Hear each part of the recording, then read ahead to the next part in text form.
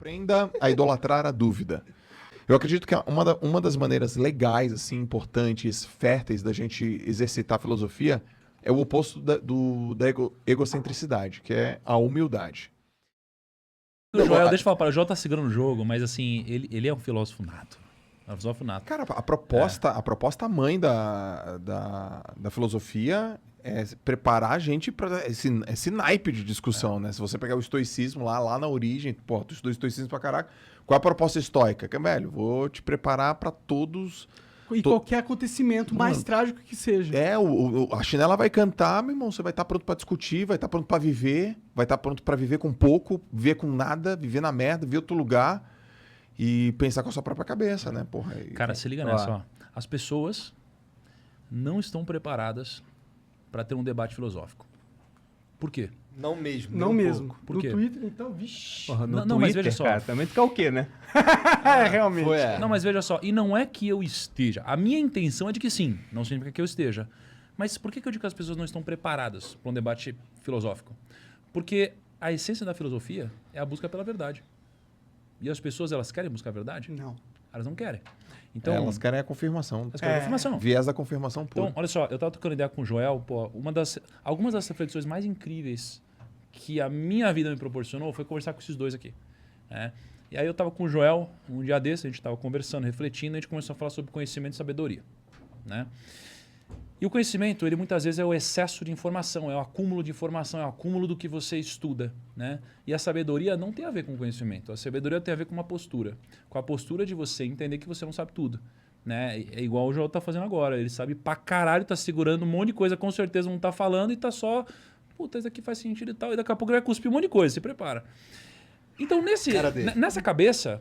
De né, intelectual, pós-graduado. Nessa cabeça da sabedoria, de entender que a gente não sabe tudo, tem um cara que talvez tenha sido uma das pessoas mais sábias da história, que foi Sócrates. Eu ia falar do Sócrates. Porque o Tem um Sócrates... ponto interessante sobre isso. Olha a história sobre Falou, Sócrates. só sei que nada sei. Eu acho que é dele essa Foi. frase. Cara, só sei que nada sei. Mas O esse é um Sócrates resumo cara- muito grande da Da história obra, dele. é. Até de como ele morreu. Pode... Eu tô ligado, tô ligado. Posso fazer meu storytelling? Claro, claro. Porque o bagulho tá vindo. O bagulho Manda tá aí, vindo. manda aí, só. Calma aí. E o Sócrates, cara, ele é um cara que ele andava na praça, mano. E ele falava assim, porra, você ama a sua esposa? Aí o cara fala assim, amo. Aí fala, é mesmo? Que massa. Então você deve saber o que é amor, né? Aí fala, sei. O que é amor? Ah, é tal coisa, tal coisa, tal coisa. Aí fala, ué, mas amor é isso? E ele ficava fazendo pergunta o tempo todo. Aí o cara fala, porra. Aí ele ficava puto. Fala, então você sabe o que é amor. Fala, o que é amor você então? Aí o Sócrates falava, não, mas eu não sei. Eu falava, caralho, eu não sei. E aí ele só questionava. Por quê? Porque ele tinha uma postura de sábio, de que não afirmava as coisas. E ele teve tanto essa postura que na vida você encontra livros de Platão, você encontra uma série de livros, mas você não encontra um livro de Sócrates. Por quê? Porque ele nunca escreveu um livro. E ele nunca escreveu um livro por quê? Porque ele nunca acreditou que ele saberia tudo a ponto de registrar isso de alguma forma e acreditaria que passaria através da tradição oral. E no final da vida de Sócrates, o que aconteceu foi que ele foi aprisionado porque ele tinha questionado os deuses e tinha questionado uma série de coisas. Toda a status quo da sociedade grega na época. Foram 3 Entendeu? condenações. Ele introduziu novos deuses, corrompeu a juventude e por conduta antipatriótica. Foi Mas condenado a por um verdade júri é de que 500 os caras viram pessoas. que ele estava crescendo politicamente, tinham medo dele como inimigo político e quiseram cercear ele. Mas a história de Sócrates tem um ponto anterior ao que o Thiago falou que é muito interessante. Por que ele começou a indagar as pessoas? Um dos alunos dele, se não me engano foi Xenofonte, foi um dos caras que deixou escrito os ensinamentos de Sócrates, né, assim como Platão. Pode Ele crer. foi até o oráculo de Delfos, que era o oráculo mais importante da Grécia, e ele perguntou no oráculo, quem é o homem mais sábio? E o oráculo de Delfos eram uns deuses gregos se comunicando com a humanidade. E eles falaram, é Sócrates. Ele chegou pro Sócrates e falou, você é o homem mais sábio. Ele falou, eu sou o homem mais sábio? Se eu sou o homem mais sábio, então tenho que começar a conversar com outros sábios para chegar à verdade. Então ele ia conversar com os caras, fazia um monte de pergunta, devia ser um mala, né? Não é tão bom assim conversar com uma pessoa assim. Método socrático. Exato. E aí o cara acabou sendo condenado a beber veneno, né? A Então, própria morte, ao suicídio. Aí, só pra pegar esse final, cara, já que a gente tá falando da filosofia e das pessoas não buscam, não estão preparadas para um debate em prol da verdade, cara, Sócrates teve uma decisão. Porque ofereceram para ele a possibilidade de falar assim, cara, se você quiser se salvar dessa, é só você admitir que o que você fez é uma calúnia, pedir desculpa e nunca mais fazer isso. O que ele fez, mano? Tomou veneno e morreu. Só que qual que é a parada? Olha a beleza disso, cara. Ele preferiu morrer, cara, defendendo o que ele acreditava, morrer, cara, dizendo de fato, né, metaforicamente, o que para ele representava a verdade, do que passar a vida inteira contando mentira. Entendeu? Então, assim, cara, olha como esses princípios foram passados de geração em geração. Por isso que eu digo que a gente não está preparado para ter um debate filosófico. Como que a gente prepara essa sociedade? Porque eu acho que é importante, porque a partir do momento que a sociedade não pensa sobre pensar, não pensa. Caralho. Quê? Calma, vamos refletir nessa. O que é a consciência? Eu vejo um problema grande, por exemplo, na hora que você vai entrar em algum tipo de discussão. Até dando exemplo do Bitcoin. Quando eu comecei a falar de Bitcoin na internet, se eu chegasse numa roda, isso aqui é uma roda de investidores, eu falo, eu invisto no Bitcoin, isso soaria igual falar, eu uso crack ocasionalmente. Iriam olhar pra mim da mesma forma. Hoje virou mainstream. Todo mundo tá colocando nos portfólios, já entende o ativo, só que tem caras que falaram tão mal lá atrás, que esses caras não estão mudando de ideia hoje. Eles só deixam de falar, porque assumir o custo do próprio erro pode ser muito custoso para a reputação das pessoas. Isso acontece em vários campos. Nutrição, por exemplo, isso aconteceu. Você tinha uma série de diretrizes nutricionais, que elas foram criadas por conta do governo americano. Um presidente chamado Eisenhower teve um infarto. Por que ele infartou? É a gordura. Gordura é o problema, tira a gordura do alimento, você tirou gordura, proteína mais ou menos constante, bota carboidrato. O que aconteceu é mais gente engordando e mais doença cardíaca. E aí, como é que volta atrás agora se todo mundo construiu carreiras falando que esse era o problema? Aí o Taleb, o Nassim Taleb é um autor que eu gosto, ele tem uma frase que ele diz que a ciência evolui de funeral em funeral. Então, quando esses caras que construíram carreira dentro de um argumento errado morrem, você abre espaço para que novas pessoas com novos argumentos surjam. Mas o ser humano, em ponto de discussão, essa questão do Sócrates acontece hoje, só que em vez de tomar veneno, você é cansado em rede social. Sim, e esse é o meu erro, porque eu não entendo isso e, portanto, eu acabo tomando veneno, é isso? Cara, o João citou o estoicismo.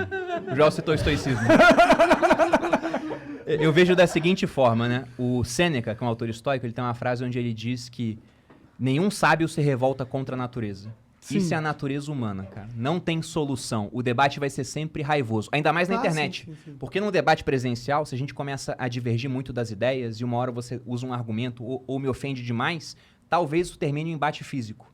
Então, a simples sombra da ameaça de embate físico controla os argumentos. Na internet não tem. É verdade. O cara pode xingar a tua família até a 15ª geração. E daí? E os outros vêm, ficam mais raivosos. Então, a internet amplificou tanto coisas boas quanto ruins na sociedade. O debate vai ser cada vez mais raivoso. E não vai ser um debate buscando verdade. É um debate querendo lacrar. Mas aí, buscando like. Aí a gente entra no cerne da questão. Que como que a gente lida com isso? Entendeu? A gente sabe que a gente está vivendo num ambiente cada vez mais tóxico, onde se expressar nas redes sociais está cada vez mais difícil. Como que a gente lida com isso? A gente deixa de se expressar? A gente se expressa de uma forma mais polida? O que vocês acham?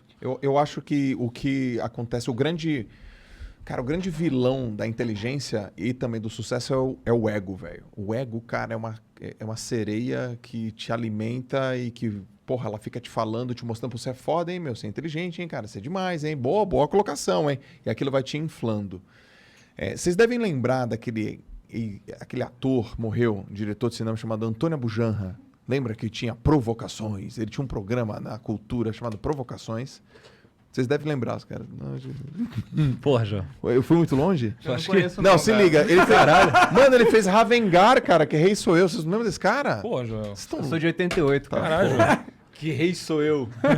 Tu lembra, velho? Que rei sou eu lembro. Tinha um Ravengar. Aham. Cara, Provocações tem vários programas na internet. Ele falava Detalhe, assim... o Igor é professor de letras, entendeu? Não, mas isso tem nada a ver, cara. Ele tá falando da novela. Não, mas o cara tinha um programa irado de entrevista. O cara tinha um programa de entrevista, porra, 20 anos atrás, meu. Provocações. Ele falava assim, aprenda a idolatrar a dúvida. Eu acredito que uma das maneiras legais, assim, importantes, férteis da gente exercitar a filosofia é o oposto da egocentricidade, que é a humildade. Ó, a gente tá aqui gravando, semana passada eu encontrei o Bernardinho.